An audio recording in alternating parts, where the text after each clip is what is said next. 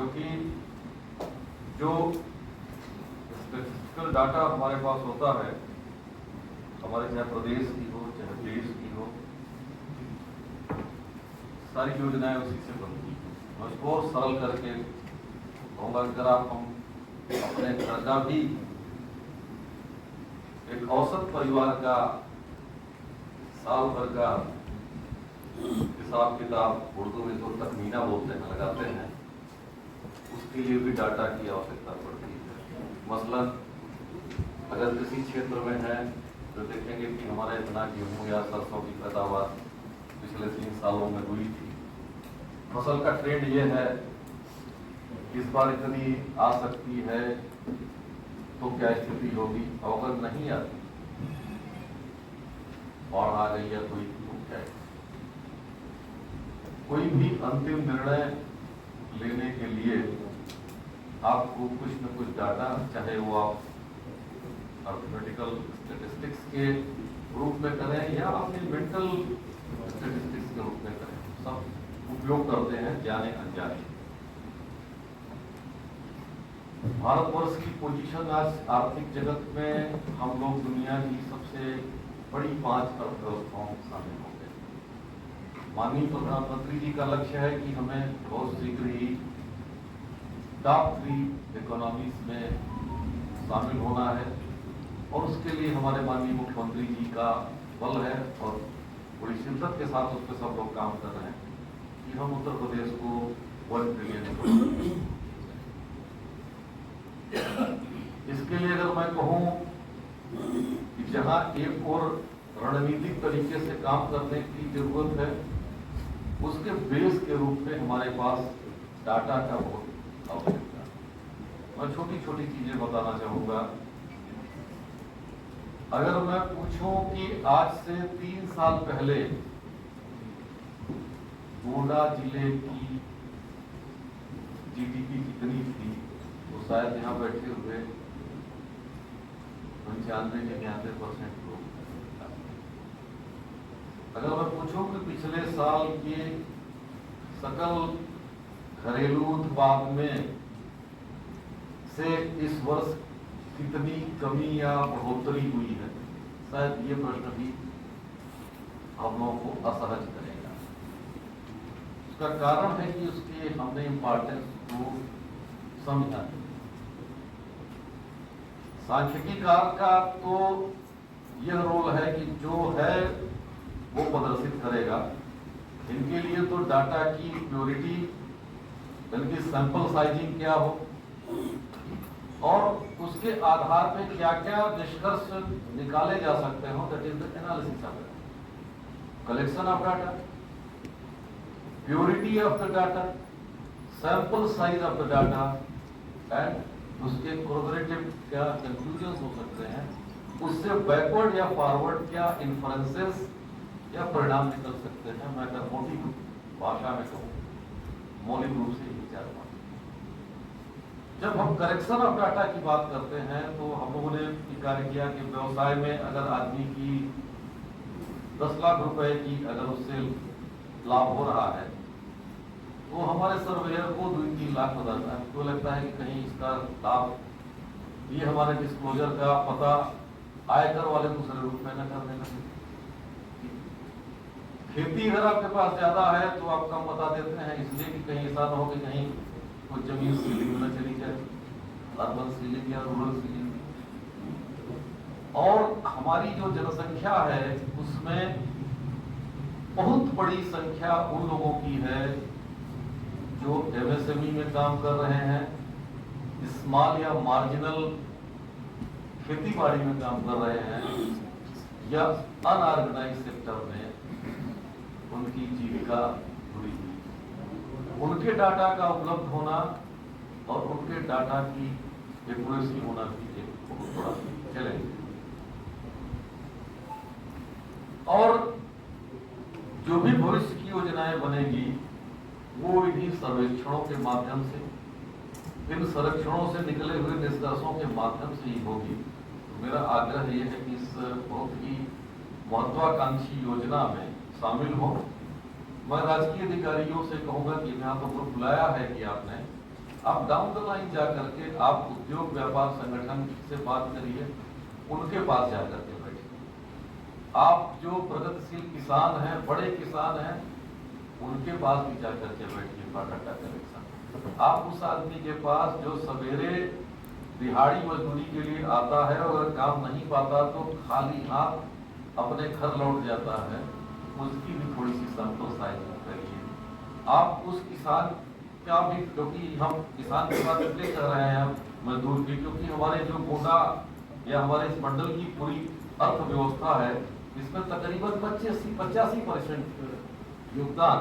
असंगठित क्षेत्र के काम करने वालों का है या छोटी मझोली या एकदम मार्जिनल खेती करते हैं। तो अगर आपके सैंपल साइज में वो 85% का समावेश नहीं होगा तो आप कितना भी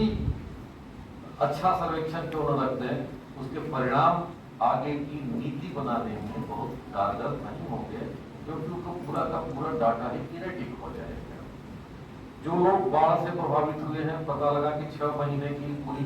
उनकी अर्थव्यवस्था पूर्ण रूप में आकाशीय वृद्धि पे हो जाती है। जो उनका कुछ रखा हुआ है या छोटे मोटे रोजगार, उनके लॉसेस का, तो अगर एक कार्य हो रहा है तो मेरा एक आग्रह ये होगा कि आप लोग किसी तरह से मैनेज करें संडेज उनडेज में या समय लेकर के ऐसे सारे लोगों के पास व्यक्तिगत रूप से भी जा करके उनके डाटा का कलेक्शन करें। मेरे ख्याल से यहाँ उद्योग के भी प्रतिनिधि लोग आए हैं और उद्योग के लोगों का यहाँ हर कार्यक्रमों में सहयोग मिलता है। आप लोगों से भी अनुरोध गुजारिश यही है कि इसका पूरा जो सही स्वरूप है वो बताएं। ये पूरी तरह से गोपनीय होता है, का या जो भी आज डाटा हम लोग का होता है उसको कभी किसी से शेयर नहीं किया जाता, किसी को बताया नहीं जाता, क्योंकि इसी के आधार पे हमारी आवश्यकताएं और हमारी आवश्यकताओं का निदान कैसे होगा, ये दोनों कार्य योजना बनती है। और लोग आम आदमी से लेकर के बड़े आदमी तक, खेती के किसान से लेकर के इंडस्ट्री में काम करने वाले तक, नौकरी करने वाले से लेकर के बेरोजगार तक, सबके लिए वो परिणाम लागू होते हैं। तो बहुत ही अच्छा एक अवसर है। मेरे जो सूत्रधार है हमारा सांख्यिकी सेल जो है, यहाँ पर डीएसपी साहब और अन्य वरिष्ठ अधिकारीगण, भारत सरकार से आए हुए प्रतिनिधिगण और इस जनपद के सम्मानित उद्यमी और उद्योग बंधु से हमारे जितने भी पूरी बैठक में उपस्थित जो टीम मेंबर्स हैं, परिवार के सदस्य हैं, आज की ये सेंसिटाइजेशन वर्कशॉप जो है, निश्चित तौर पे जो बात इस कार्यशाला की शुरुआत में रखी गई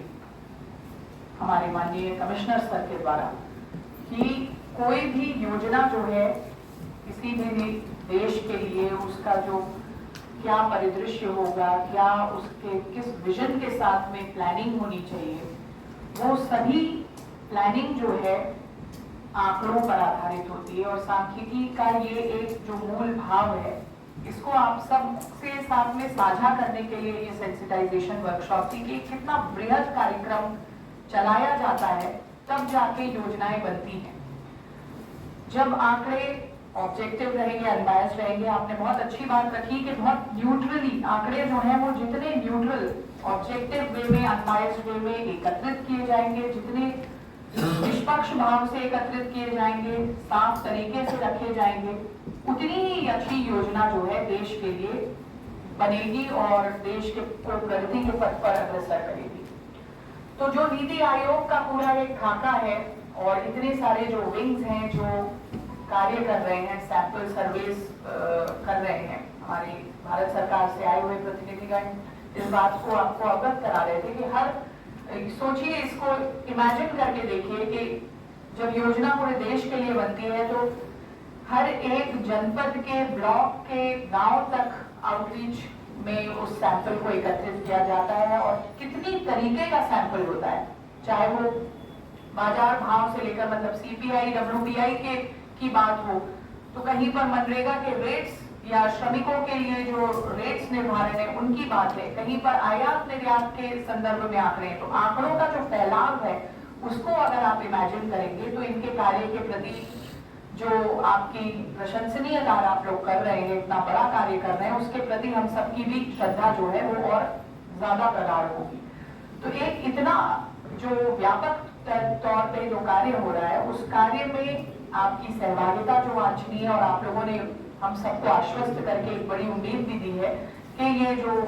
डेटा का आदान प्रदान है वो पूरे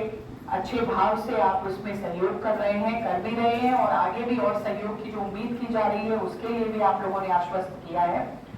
साथ ही साथ में विभागीय तर्ज पर भी ये हमारे जो गेस्ट यहाँ पर उपस्थित हुए हैं उनका कहना है कि कुछ विभागों के द्वारा जिस तरीके से डेटा हम लोग तो विभागों के बाहर लोगों से उम्मीद कर रहे हैं, तो विभागीय दायित्व तो और पहले बनता है, नैतिक दायित्व है कि जो आंकड़ों का आदान प्रदान है, एक अच्छा सांख्यिकी पूरा जो संकलन है उसको इंश्योर करने के लिए विभाग जो है वो अपने दायित्व का निर्वहन करें। और निश्चित तौर पे जो योजनाएं बनेंगी हमारे आपके एक अच्छे data, full proof data, objective data के संकलन पर जो योजनाएं बनेंगी उसमें हमारा जो योगदान रहेगा वो एक ऐसा योगदान रहेगा जिसको हम लोग आज समझ नहीं पा रहे हैं, लेकिन हमारे आने वाला जो कल है, हमारा जो भविष्य है, हमारे बच्चों के लिए जो जिस तरह की प्लानिंग हो रही है देश में, वो हम क्या सुपुर्द करेंगे भविष्य में, ये एक सोच के साथ में मैं इस सेंसिटाइजेशन वर्कशॉप के आयोजनकर्ताओं को भी धन्यवाद ज्ञापित करूंगी कि इस सोच जो आपने रखी, इसका नींव जो रखा, वो आपके लिए प्रशंसनीय कार्य है। और निश्चित तौर पे जो एक इंफॉर्मेशन साझा करने की बात की, मेरा ये कहना है एक्चुअली हम कई चीजें सोचते हैं कि हम करते आ रहे हैं, जैसे मैं भी एज्यूम कर लेती हूँ कि हम तो तहसील दिवस के बारे में सबको पता ही है, मैं ग्राम चौपाल कर रही हूँ सबको पता ही है, लेकिन मैं फिर भी अपना जो सेल होता है या जो भी मेरे सूचना के अधिकारी हैं उनको मैं कहती हूँ कि कल जहाँ पे ग्राम चौपाल है तो आज इवनिंग में एक बार और फ्लैग कर दो कि कल कहाँ है,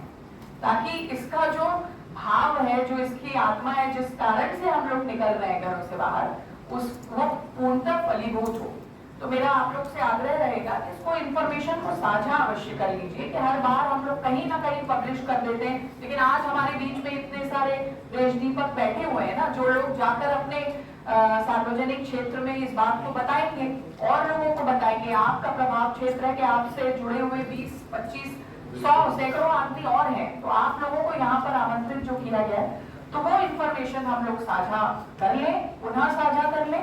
और इससे एक सहयोग के साथ में जो भी कार्य होता है उसका जो रिजल्ट, उसका परिणाम होता है, वो निश्चित तौर पे बहुत बेहतर होता है। तो गोंडा में जब हम इस सैंपल सर्वे की उसका पूरा आत्मसात करें, उसका एक निचोड़ देखें, तो ये तथ्य अंत में निकल के आए कि बहुत अच्छी तरह से डेटा का संकलन हुआ। तो एक योजना का जो योजना बनाया जाने का कार्य था वो गोंडा के लिए, और गोंडा खास तौर पे हर सूचकांक पर काफी नीचे भी था। मतलब हमारा जो प्रदेश में 2017 की बात करें तो चाहे वो स्वच्छता के सूचकांक पे रहा हो, अब लेकिन हम एक प्रगति पथ पर है और अब अच्छे डेटा संकलन के साथ में उस योजना को फलीभूत करने के लिए हम लोग बेहतर स्थिति में आते जा रहे हैं। और आज इस सेंसिटाइजेशन वर्कशॉप को और सार्थक करने के क्रम में आपसे उम्मीद करूंगी कि ये डेटा का साझा करने का जो कार्य है उसको अवश्य करें, जो सर्वेयर्स जा रहे हैं उनकी डिटेल्स उपलब्ध कराने का कार्य करें। और इन्हीं शब्दों के साथ मैं इस बैठक को समापन की ओर लेके चलूंगी। आप सबका बहुत बहुत धन्यवाद। नेहा शर्मा जी जब से इस जनपद में आई हैं तब से व्यापारियों से और सभी लोगों से उनका लगातार चल रहा है। प्रशासन चला गांव की ओर और गांव चौपाल, ये एक सराहनीय कार्यक्रम रहा है जिसमें ग्रामीण अपनी समस्याएं और आंकड़ों का जो फैक्ट है वहां से निकल के आ रहा है। जब आप मूवमेंट करती है तो पूरे जिले में हड़कंप मच जाता है और सही आंकड़े लगातार आ रहे हैं, बिल्कुल एक्यूरेट। और व्यापार मंडल और लघु उद्योग भारती सभी प्रकार के आंकड़ों में पूर्ण सहयोग देगा और हम लोगों का पूरा समर्थन। और स्वच्छता सर्वेक्षण अभियान जो है उसमें भी हमारी भागीदारी रहेगी।